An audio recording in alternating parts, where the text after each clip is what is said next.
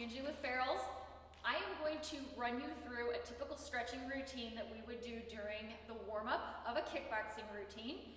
Most of our instructors will follow a pretty standard stretch routine the second 5 minutes of every kickboxing class. We mix it up a little bit, but I want to explain what we're doing, why we're doing it.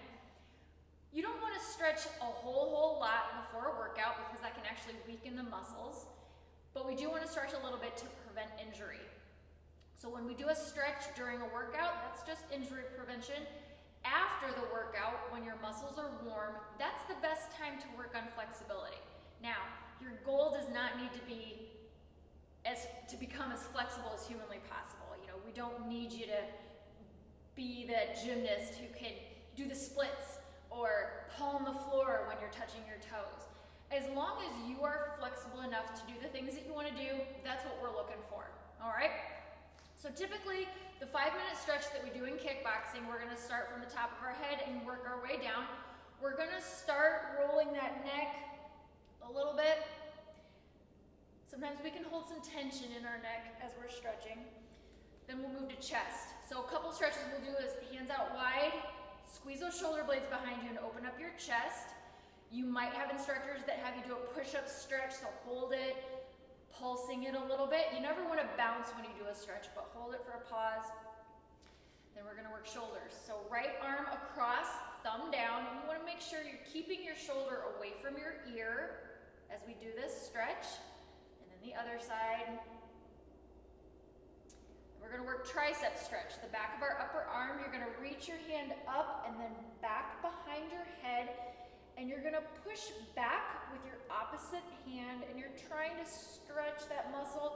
Pat yourself on the back. If you're super flexible in your shoulders, you may actually have to push extra hard right here just to get that stretch feeling in that tricep. Then we're going to bring our hands together behind our back, palms to the mat, and we're going to push down. You're going to push those hands as much as you can down toward the floor, and then you're going to drop your chin to your chest. You're going to feel this stretch in your neck and upper shoulders, and then roll your head side to side. Okay. Another stretch here for our chest. We're going to flip our hands over behind our back, so now our palms are up, and you're going to reach your hands up toward the ceiling. That's going to open up your chest again.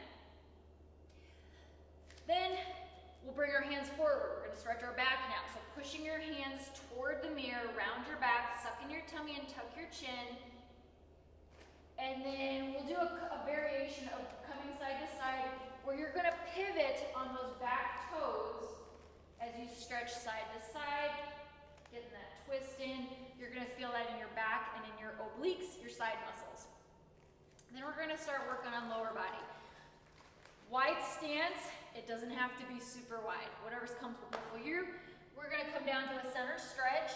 You're going to feel this in the back of your legs. Let the weight of your head pull you down, and then you're going to come over to your right leg. So right knee to chest, nose to knee. You're going to feel this more in your right side hamstring, the back of that leg. And then we turn it over into a right side runner's lunge. When we do a runner's lunge, both of your hands are going to be inside that front foot, and you're going to keep the knee above the ankle of that front foot as well. You're trying to let those hips drift down to the floor. You're going to feel this in the front of that back hip, and then we're going to drop that back knee down, turn your front foot out 45 degrees, and then come down to your elbows, or as far down as you can go. You'll feel this in your inner thigh and in the front of that back hip. Now we're going to come up. We've got our hands on our hips, and we're going to push our hips forward, shifting our weight forward. And you're going to feel this again in the front of that hip, but we're also going to squeeze our elbows together behind us, and that's opening up our chest again. We stretch our chest a fair amount because we do a lot of chest work here at Farrell's. All right, now we're going to sit back on that back foot, and we're going to stretch our hand over to our opposite toe. Now, if you're not super flexible and all you can reach is your calf or your ankle, that's okay. Getting the back of that leg Keeping your knees together, bring that top foot close to your glutes. We're stretching the quad, the front of our upper leg here. Now when you do this stretch, keep your knees together. You can do that a second way too. You can come up on your knee and bring that foot up to your butt, stretching that quad, or you can do the standing up. Okay? So then we'll do it on the other side. We'll finish with one more center stretch. And then we're gonna walk our hands forward and our feet behind us. Our hips are tented up, and we're gonna push our heels into the ground one at a time. Hold it for a second or two, and then switch. This is gonna stretch the back of our lower leg, our calf muscles, and then we'll walk it to our feet, roll it up nice and slow, and then we continue on with the cardio.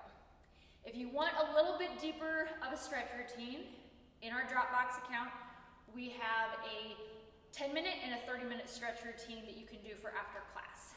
If you have any questions, let me know.